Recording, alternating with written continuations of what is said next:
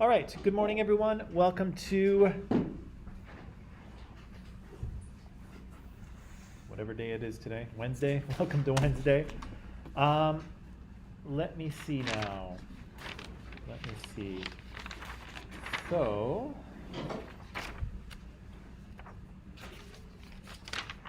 there we go.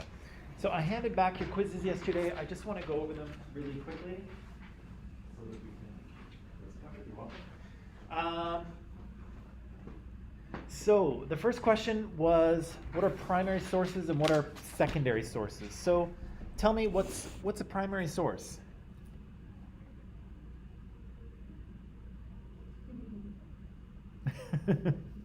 Oh. What's primary source, Regina? Primary sources is a factor and information from a person that experiences the information himself. Right. An example of this is the person itself or photos, videos. Yeah, that's good, right? It's something that comes to us from the time period we're studying, right? And it could be something that someone writes down. It could be a little voice memo they record or something that gets recorded. It could be pictures. It could be official government documents. It could be maps. It could be posters. It could be anything, right? But it has to come to us from the time period that we're looking at, right? And I didn't really ask you this in the question, but what should we kind of remember about primary sources? How should we be cautious with them? It's not always true. It's true. It's not always true. It's also not always.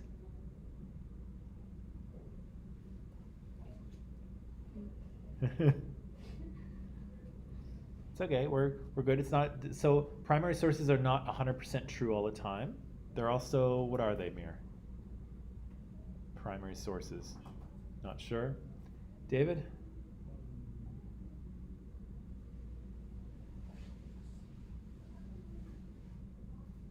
They're from the day to day. They're a first-hand piece of information. Yeah, they're first-hand pieces of information. What did you say? Okay. Yeah, so we just have to be a little bit cautious of what they tell us, right? Because we said that all primary sources are created for an audience, right? And who the audience is will have an effect on what gets said, right? People don't say the same thing, to their friends or to their spouses that they say to the whole nation, right? And so it's important to not only look at the words that are being said, but also who they're being said to, right? Because that can make a big difference, right? We also said that primary sources, sometimes they're created, but people don't know everything, right? I can write a book about Justin Trudeau, but I don't know him. I've never met him. I know what people write in the papers about him, but I don't know anything special, right? And so I could write a book about him, but it probably wouldn't be very good, right? So we've got to take into account that people who create primary sources, they don't know everything, right? And sometimes they might create a source, just for the reason to mislead people, right? They might not always be true. What's a secondary source? Mir, what's a secondary source? Something that explains the primary source more than justifies it, but it's not from the same time period. It like explains the primary. Yeah, it usually comes later. It uses the primary source, and it helps to kind of explain that primary source or a bunch of them. It puts them into context. It kind of tells us a bit of a story, right?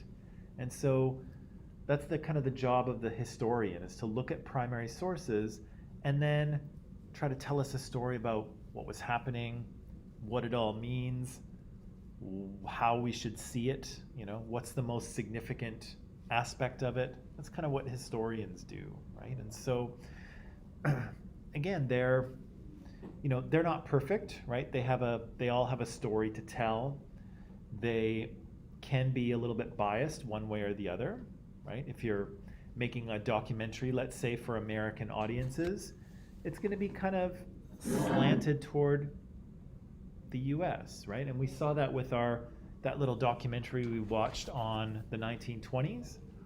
That was a documentary made by Americans for Americans. And so we heard a lot of American specific history, but it was also, the tone of it was like, go America, right? It was very pro-America in its tone, because of course that's who made it, and they made it for Americans, right? Not to say that the documentary was false, because it wasn't. Not to say that it was inaccurate, because it wasn't. But the documentary has an audience, right? And secondary sources have an audience as well. We said even this textbook has a bit of an audience because it's designed for students, right? But it's also designed for students in Western Canada. And so in this book, as you read it, wherever possible, they will mention Canada or Western Canada, right? Even in places where, Western Canada doesn't really play a big role in world history. But if they can mention something, they do, right? Because again, it's written specifically for Western Canadian students. It's got a bit of a bias that way, right? And that's okay, right? Because everything is written for an audience, as long as we know that's what the bias is, right? It's specifically made for students who are in this part of the world, right? Number 2, 3 social changes that occurred on the British home front. David, give me one. People have more leisure time. Yeah, people had more leisure time, and why did they have that? How did the government get them a little more leisure time? They decrease the work hours. Maybe. I'm not sure if they decreased the work hours or not, but they... Oh, they took the watch hour behind. Yeah, they moved it forward. That's right. Yeah, they moved the clocks forward ahead, right? To try to give people more light in the evening. Keep in mind, this is a period in history where not everybody has electricity.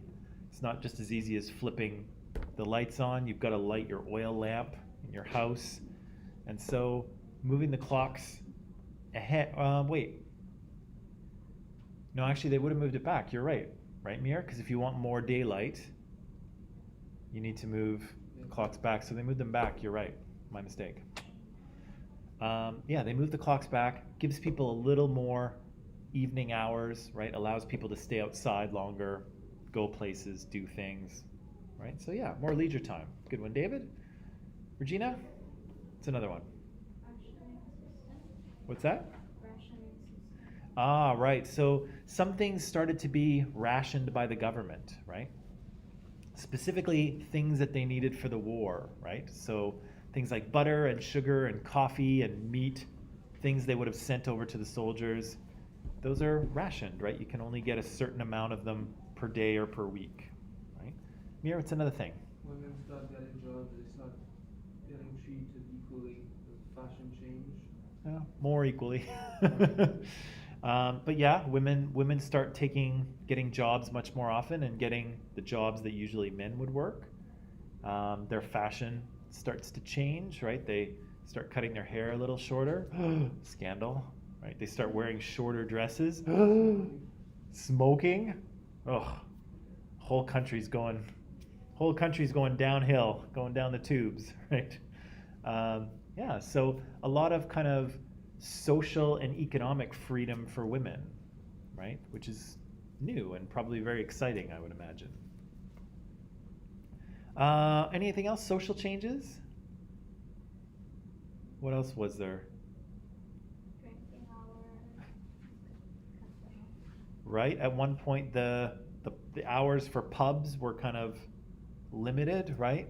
Again, if you want a productive nation that is, producing a lot of things, it doesn't help if everyone's drunk or hungover, right? People, drunk and hungover people don't work very well, unfortunately. What else is happening?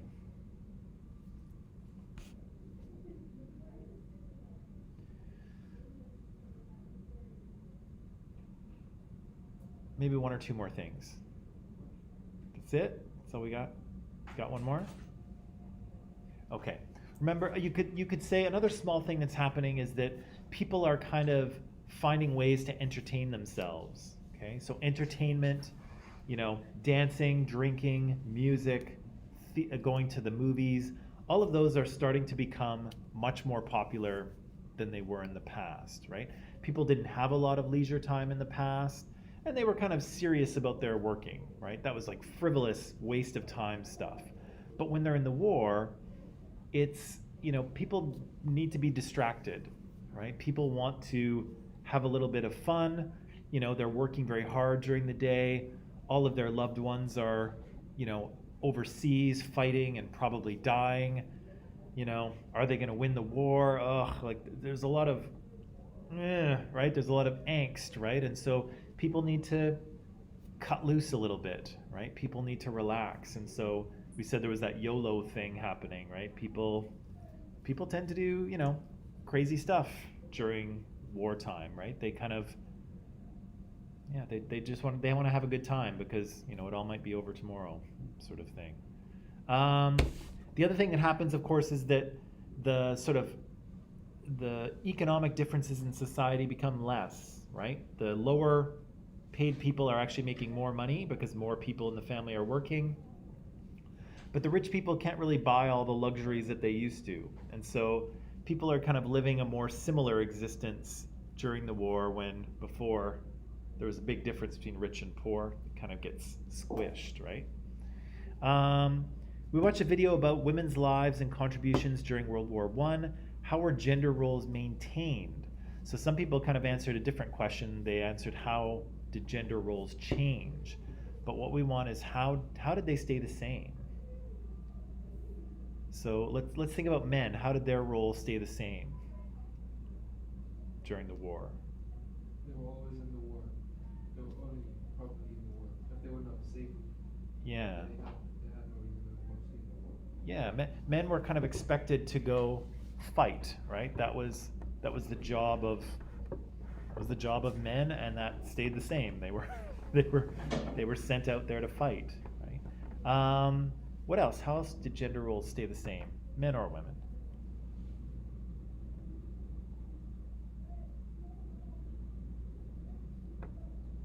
Women are given clerical work, even if they can start working.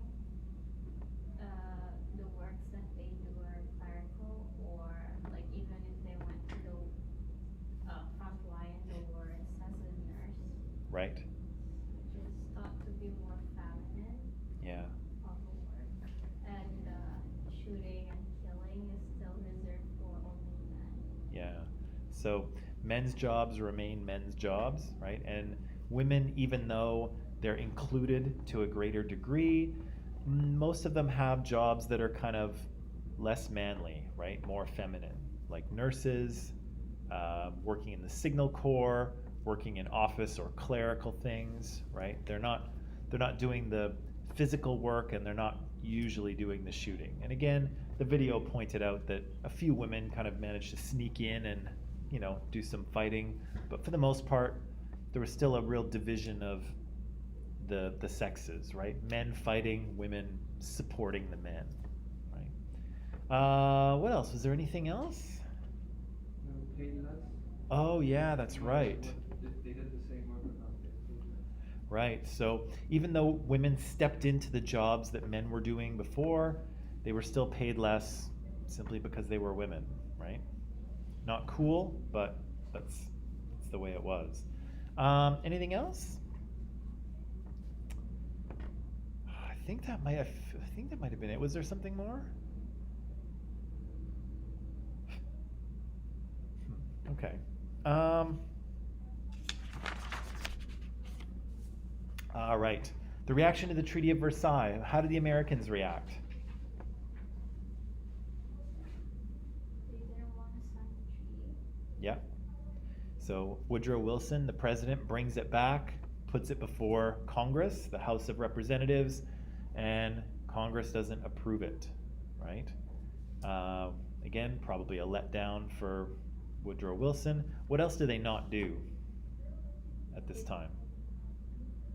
They didn't want to enter the League of Nations. Yeah, and they don't join the League of Nations either, right? Again, Woodrow Wilson kind of, it's a bit of a letdown for him, and probably a letdown for a lot of other countries as well, right? We know Britain and France really wanted the US in there.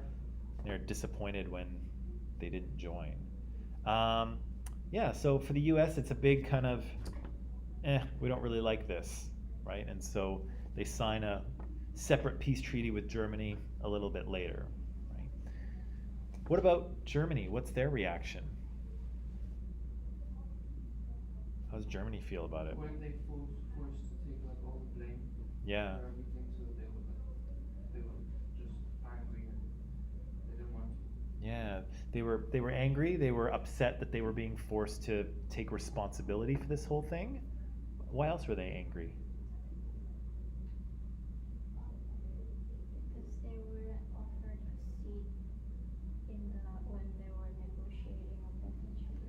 Yeah, they didn't get to take part in the negotiations, right? And I think they mentioned somewhere that, the customary thing is to sit down with your enemy and negotiate it out, right? And if you're winning the war, you have a little more power, right? You can twist their arm a little more to negotiate, but you still negotiate it out. But here, Germany wasn't even part of negotiations, right? They just got it handed to them. It's not cool, right? Why else were they upset? Were they told to pay for all the reparations? Yeah, there was a big bill that was given to them at the end. Nobody likes bills, right? Not even Germany after the war. Nobody likes a big bill handed to them. What else? Why else were they upset? There's maybe one more thing I can think of. I guess it's a question of, did they really lose? They Right? didn't feel like they lose. Yeah. Had the war continued, eventually they would have lost. But the German public didn't really know that, right? The propaganda coming out of the government was saying, or the German people didn't know that. The propaganda coming out of the government was like, we're doing this, we're succeeding, we've already beat Russia, things are going great. And then all of a sudden, okay, time out, we're not going to fight anymore, we're going to talk it out. And then the next thing you know, they're signing a treaty that says they owe billions of dollars and it's all their fault. And Germans are like, what just happened here, right? What is going on? Right? So, yeah, the Germans didn't really feel like they lost the war. They felt like somehow they got screwed over, right? Something weird happened here. We were winning, and now all of a sudden, we seem to have lost, and we're responsible for everything. What the F? Like what happened there, right? Okay, and the last one, the difference between patriotism and nationalism. What's patriotism? Is the love, the Yep. affection for the land, like the Ryan? country. Yeah, it's Ryan. I've got a quiz for you here. Yeah, so patriotism is the. Whoa, you're actually right here. There you go, sir. Thank you. Yeah, so patriotism is the love of your country, right? I love Canada. Canada is the greatest country on earth. Maybe, I'm just saying this. It's the greatest country on earth. It's the best place to live. The weather's a little cold, but whatever, right? So that's a love for your country. But nationalism is a different thing, right? What's nationalism about? It's more like the love for the people or the race.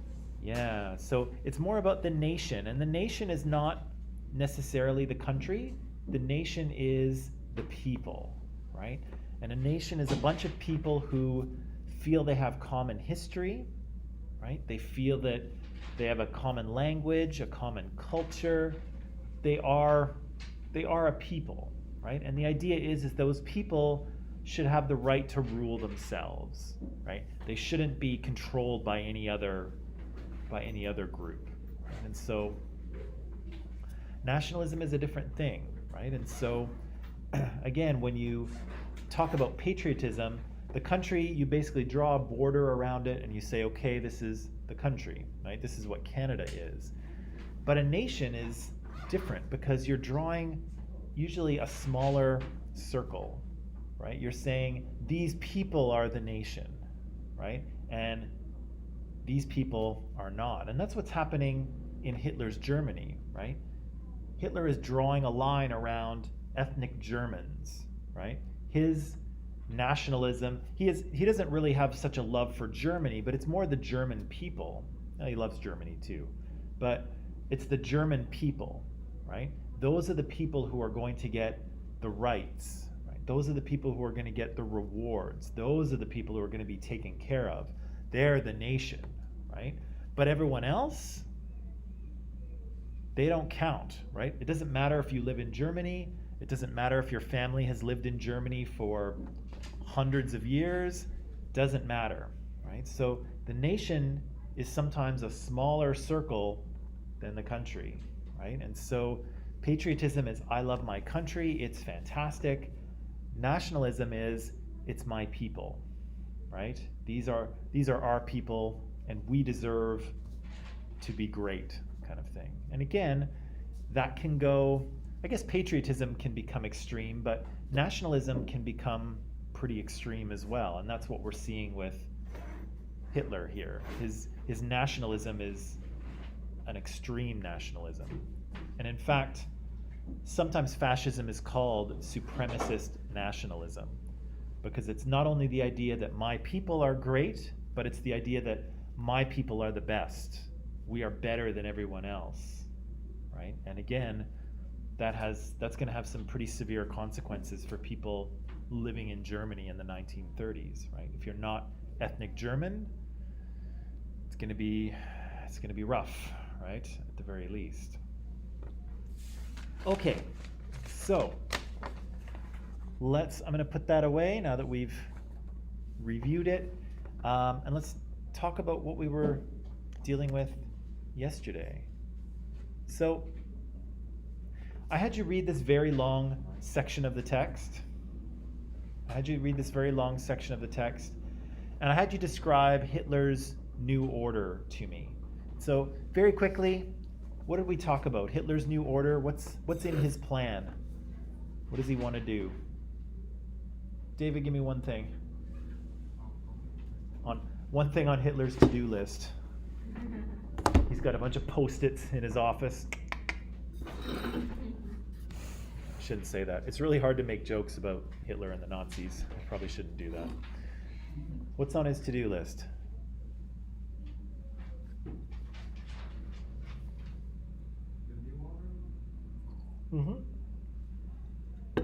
New Order, not the band from the 80s.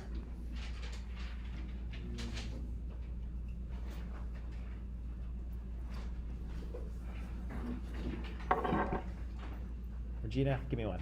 I'll come back to you, David. He wants to achieve economic output. Yeah. Not What? that, Yeah, economic self-sufficiency, right? Autarky, not a turkey, but a turkey. He wants to achieve a turkey because they're tasty. No. Yeah, he wants Germany to be economically self-sufficient. What else does he want? Mir, give me one thing. That's part of it, but there's a bigger thing. Okay, what's that? Yeah, he's going to kind of reorganize German society, right? With ethnic Germans at the top, they're the ones who will get citizenship rights. They're the ones who will get jobs, right? They're the ones who will get justice. Everybody else gets less, right? And quite a bit less, right? Even the next people down, which are like, white British people and white Scandinavian people, even they are only going to get a basic education so that they can obey and serve. And they're only kind of welcome in Germany so long as Germany needs them. Germany doesn't need them, out you go, right? So even just, the next step down from ethnic Germans it's a pretty big step down, right? Even if you live in Germany, you're not a citizen. You have rights if Germany gives them to you, and if they don't need you, get out, right? And again, as you go down the ladder, it gets worse and worse, right? And then we get to the anti-Semitism stuff, right? So, yeah, he's going to totally reorganize the sort of social order of Germany. What else is going to happen in his plan? Ryan, what's one thing?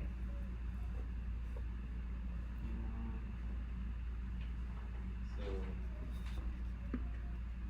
security services. What's that? Security services. Say that one more time. Security services. Okay, what about security?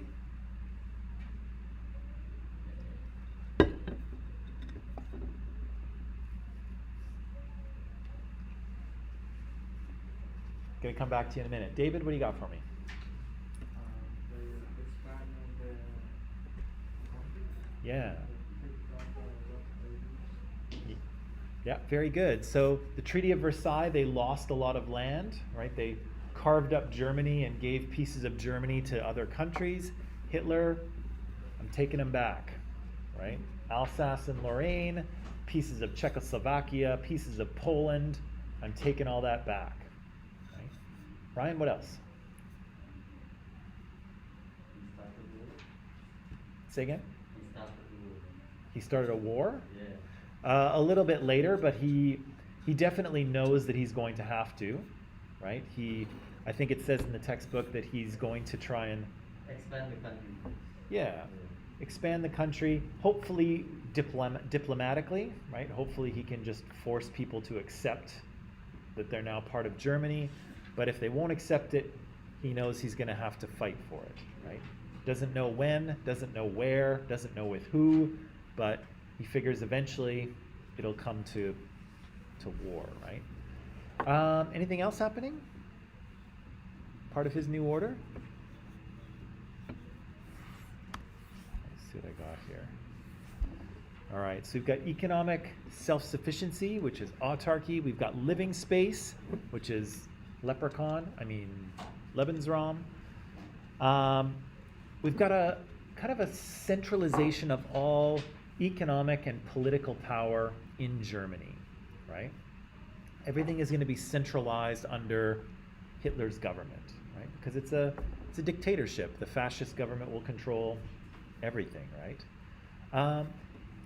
He's imagining kind of a colonial model for Europe, right? And again, during the Industrial Revolution, countries that industrialized went to countries in Africa, countries in Southeast Asia, India. They took those places over and they funneled raw materials back home to manufacture and sell and make tons of money, which they did. And Hitler's kind of imagining the same idea for Europe, right? That Germany will almost colonize the rest of Europe, and Europe will send raw materials to Germany. Germany will manufacture them, sell them back, but Germany will make all the money, and Germany will have all the technology, right? So again, this sort of colonial model, he's imagining it just on a smaller scale, right?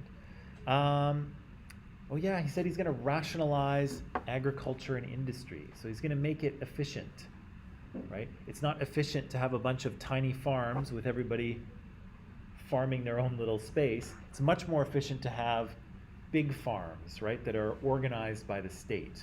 And so he's going to do that with industry, he's going to do it with agriculture, he's going to control it to make it the most efficient, right? There's not enough workers over here, well, we're just going to relocate these workers to where they're needed. Do they want to go? Doesn't matter. You're going, right? So he has big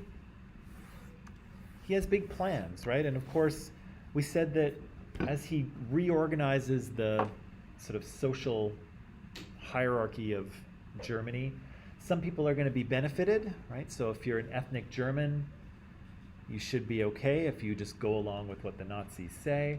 If you're not an ethnic German, things are going to go rough for you, right? You're going to be at the bottom of society if you're lucky. If you're not lucky, you're going to be removed somehow, right? And we said, of course, that Hitler and the Nazis try to deport a bunch of Jewish people very early in their efforts, but of course they very quickly find that people don't want Jewish refugees in their country. And so Germany's trying to kick them out, but they really have nowhere to kick them to. Nobody really wants them, right? Oh yeah, this is Nuremberg, which is really interesting because I just saw a tweet from this protest that's going on in Ottawa. Has anyone heard of it or paid attention to it at all? There's this trucker protest going on in Ottawa. Never mind, I won't mention it. Nuremberg, this gets mentioned very quickly in the text yesterday, but these are the laws that get passed. These are the actual laws that get passed. And so both laws, law for the protection of German blood and German honor, and the Reich Citizenship Law. So here you can see that basically, genetically speaking or maritally speaking, Germans and Jews are going to be separate, right? There's no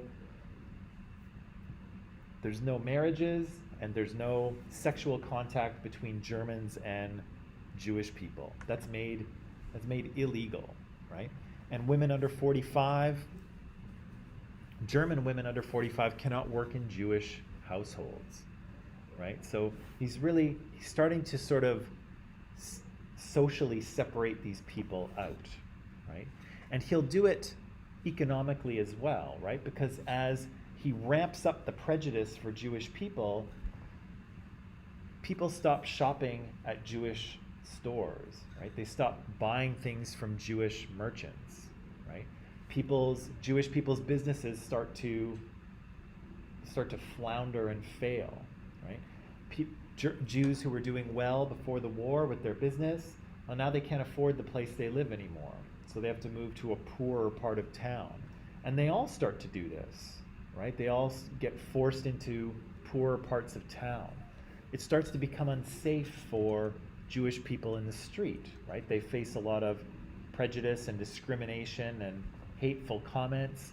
And so those Jewish people will move near other Jewish people, right? And so Jewish people start to get kind of collected into ghettos, into sort of poor areas of town, right? And again, it happens on purpose in a number of different ways, right? The Nazis are trying to sort of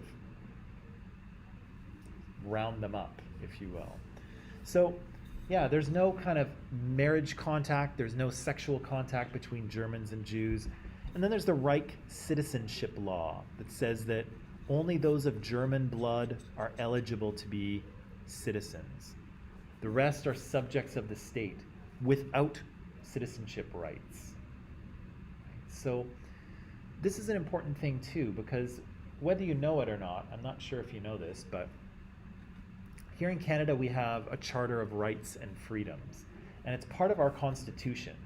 So it's very powerful. It's above basically all the other laws in the country. And the kind of cool thing, I'm going to brag a little bit here if it's okay. The kind of cool thing about Canada's Charter of Rights and Freedoms is it applies to everybody, okay? So you all are not citizens of this country, right? You're here on study visas, but the Charter of Rights and Freedoms applies to you anyway, okay? Everything in there, with two exceptions. Can you think of what they are? There's two rights that I have that you don't have. What do you think they are? What can I do that you can't do? Yeah, good one. Yeah, I can vote and you cannot vote because you're not citizens. What do you think the second one is? Hint, there's a page in your passport.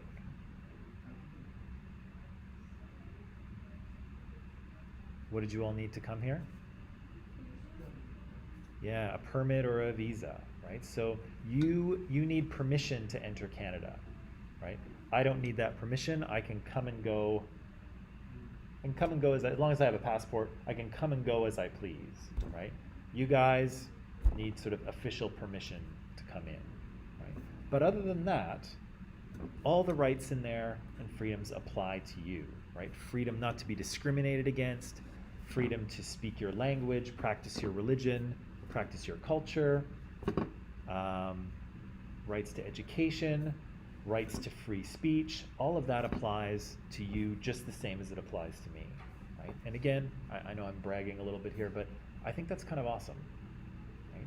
But here, of course, in Germany, it's not going to work the same way, right? Only ethnic Germans are citizens. Everyone else, you're just a person living in the state, right? You don't have rights. The state can do with you as it wants, which sounds a little dangerous, doesn't it? I think that would be pretty scary to be a person living without rights, right? The government doesn't have to respect any rights because you don't have them. I'd be a little nervous. So these things get passed. And again, this is after Hitler seizes power. He's made himself Führer, and there's nothing to stop him, right? There's no debate, there's no voting on these laws. They just get passed. Right? Yeah, and as you can see here, this begins to sort of legally separate out Germans from everyone else, and it begins to kind of collect German people as well as Roma people, any black people that may have been living in Germany, probably not too many, but some. It kind of separates them out. Talked about this yesterday too, the Kristallnacht. A young Jewish man kills a German diplomat in Paris, and the Nazis go bonkers, right? They didn't like Jews before and were kind of discriminating against them in numerous ways, but it's a pogrom, right? It's a episode of violence directed at the Jewish people, and again, it's done by the government, right? And so you can see there's a lot of vandalism, a lot of damage. There's rape, there's murder, there's the imprisonment of 26,000 Jewish men sent off to a camp. No trial, by the way. No trial or anything, just sent off. And then massive fines, right? And so the Jews have to pay for all the damage that the Nazis caused to them, right? Which is awful. As you might imagine, Jewish people are trying to flee Germany at this point. It's difficult to do because Germany is kind of in control of a lot of territory, but also other people don't necessarily want them, right? And I mentioned my partner's family, I think, left Germany at this time because they were Jewish, and they wound up in Bolivia, which is a strange place to wind up. I'm sure they would have liked to have stayed in Europe, but they couldn't. Nobody would accept them, right? Canada wouldn't accept them. The U.S. wouldn't accept them. European nations wouldn't accept them, and so Jewish people that had enough money were able to do it, right? Now, this is what I'd like to talk about today, this policy of appeasement, okay? Now, when you appease someone, what does that mean? If you want to Google it, you can Google it, but what does it mean? To appease.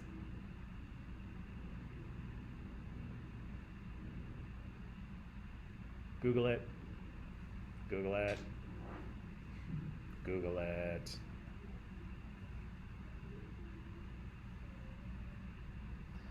What does it mean to appease?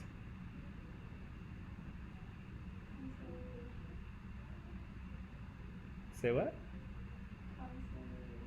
Conciliation? Yikes, that sounds like an even more complicated word. What does that mean? We're going for easier words, Regina, not harder ones. Foreign policy of pacifying an agreed country through negotiation in order to prevent war. Holy smokes.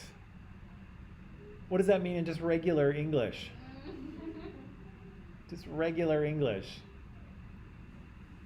If you appease someone, what do? Pacify by descending to their demons.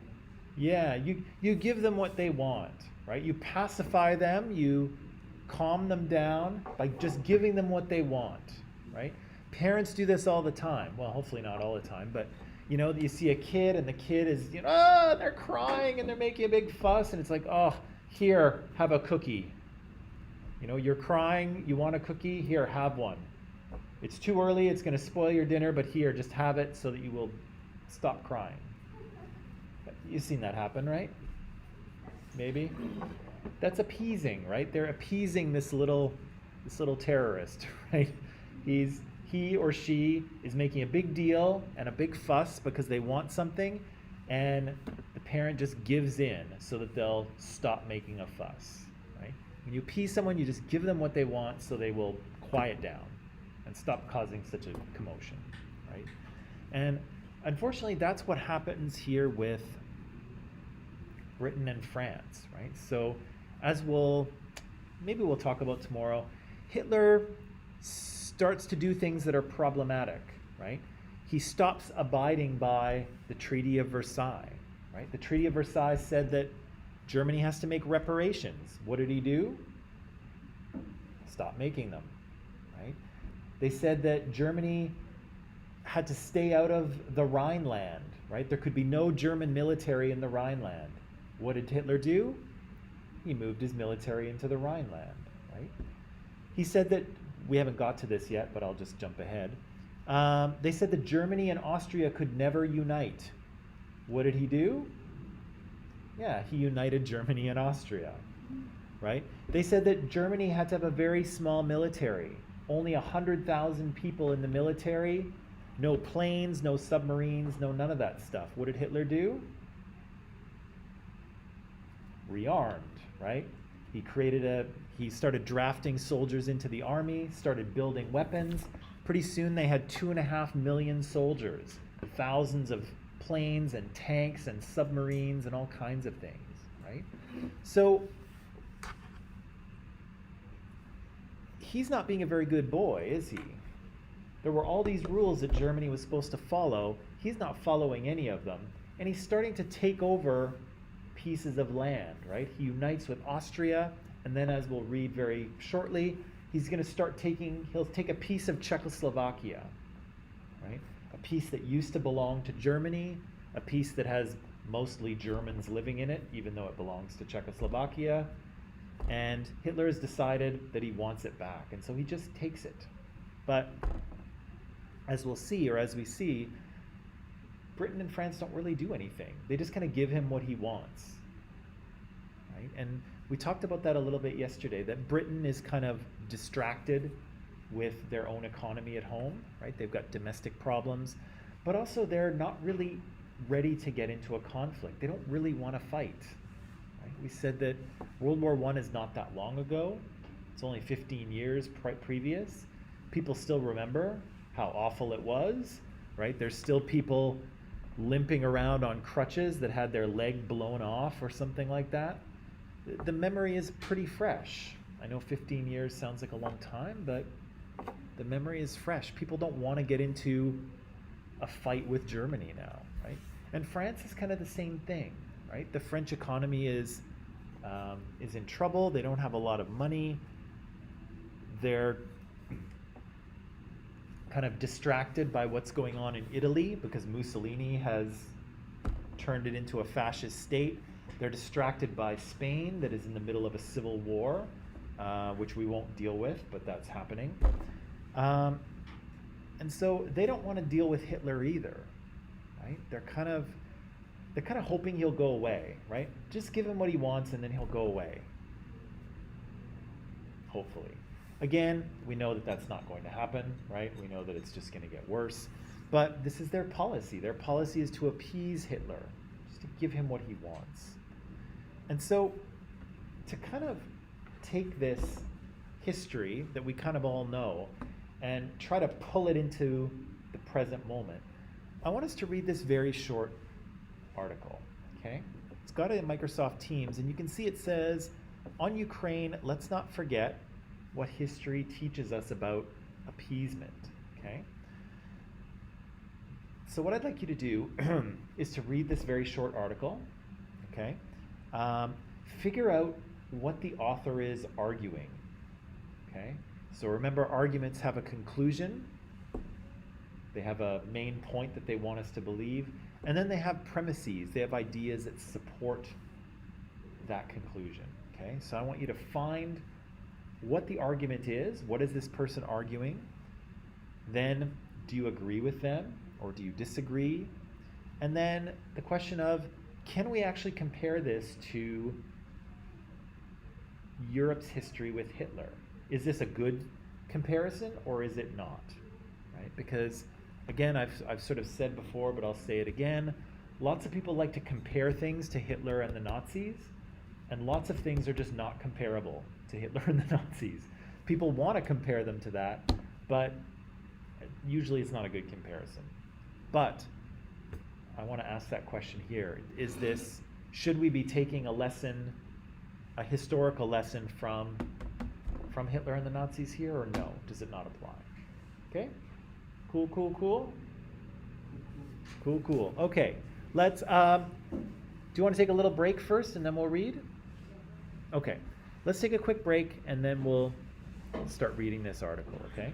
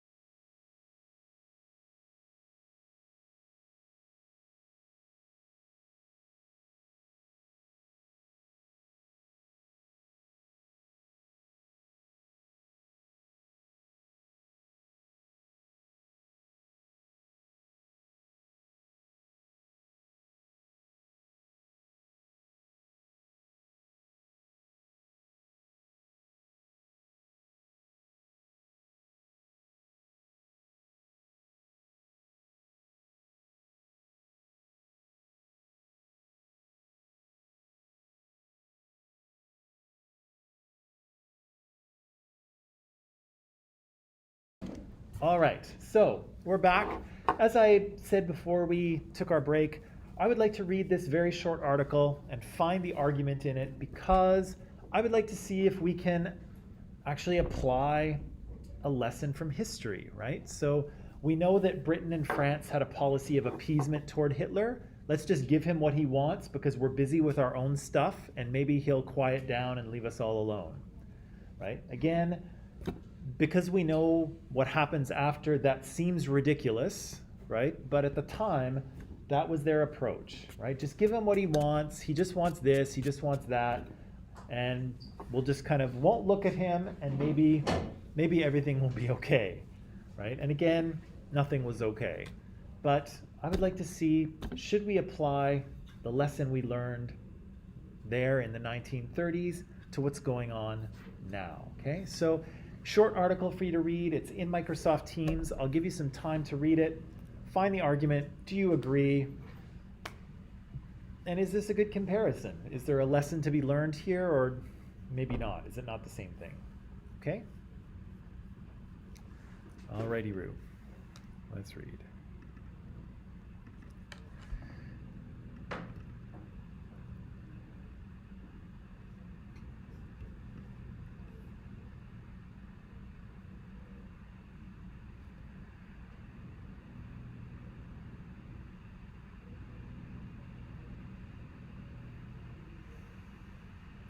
Also, please note that when we're reading sources, when we're reading articles, it's a good idea to pay attention to who wrote it, right?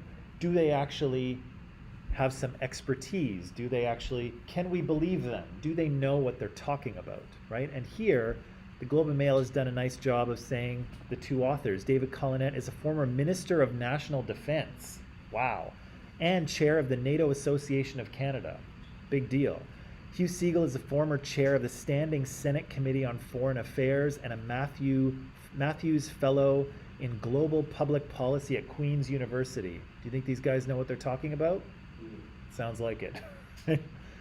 I can't say any of those things on my resume, sadly. Okay.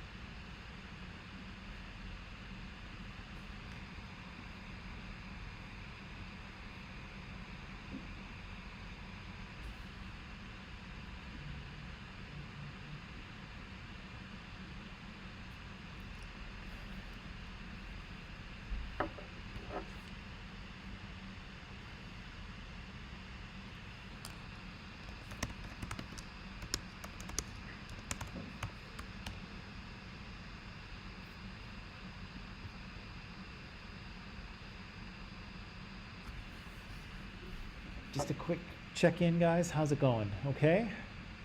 Do you think you're able to put together some sort of argument these guys are making? Be able to figure it out? Maybe? Boy. Don't be so cocky, you guys. So overly confident. You'll be fine.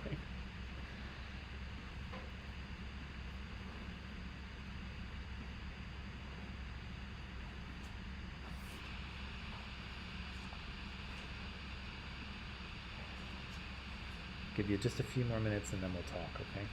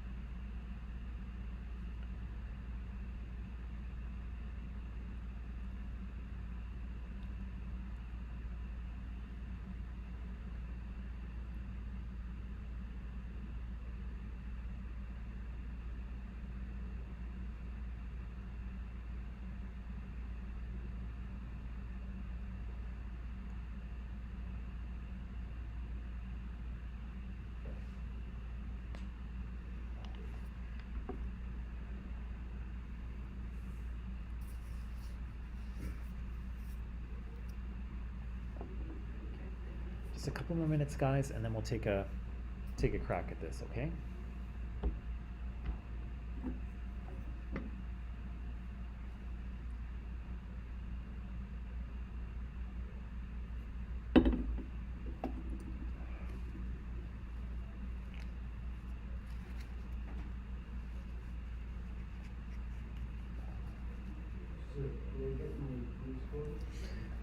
Yeah, when we're done here, for sure.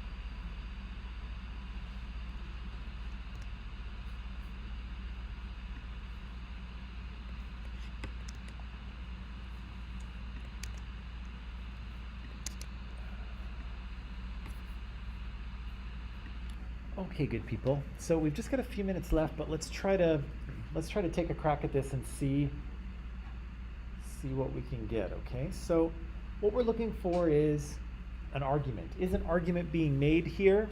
I think it is. And what is this argument? So what's the conclusion? What's the main thing that these authors want us to believe by reading this article?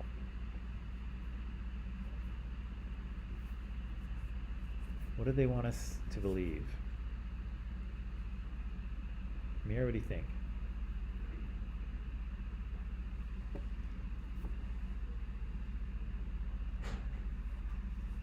No? Don't know? Avitej, what do you think? Maybe that Canada should be with the NATO. All right, that we should be with NATO, that we should help them out. To do what? To stop Russia from attacking. Right.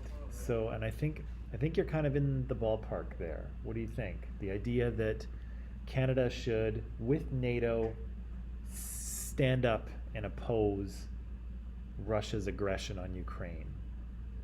What do you think about that? Does that sound like a good conclusion? Regina, what do you think? Or are you still kind of poking around in there? Yeah. I think Avitej is correct. I think that that's probably what they're suggesting. Of course, there's lots of things in this article that they want us to believe, right? They're making a lot of statements about the way things are. But again, they fit together in a particular way that makes the case for something. And again, I think that's the case they're making, right? That Russia is threatening Ukraine, right? They're launching cyber attacks. They're moving a lot of Russian troops around the border of Ukraine. As they mentioned, they took a piece of Ukraine a few years ago. They've sent people, they've sent in little invading forces into eastern Ukraine in the past. And I think that's what the authors want us to believe, is that we need to stand up to this. We can't let Russia invade or intimidate or force Ukraine to do anything or to not do anything. Okay. So the question then is going to be, why not? Okay. And since we're right at the end of class, I think that's what I'd like to pick up tomorrow, is to talk about, pardon me, what the premises are for this argument. Why should we believe that we should stand up to Russia? Sounds like a risky thing, right? Yeah. Sounds like maybe even a dangerous thing. I have a question, like, we will have a war on three if Russia or any country use some. Well, that might be an interesting thing to talk about tomorrow. Is to talk about, what might be the consequences of this, right? If we choose to do as these authors are saying, what could happen, right? And if we choose not to do what they're saying, then what could happen, right? We have to think about the consequences of what we're doing here. So that might be an interesting conversation for tomorrow, to decide why should we believe this argument, or why should we not, right? Or why should we support it, or why should we not support it? Okay? Yeah. Okay, that's what we'll do for tomorrow. You guys can pack it up. We'll return to this, but until then, I'll see you then, okay?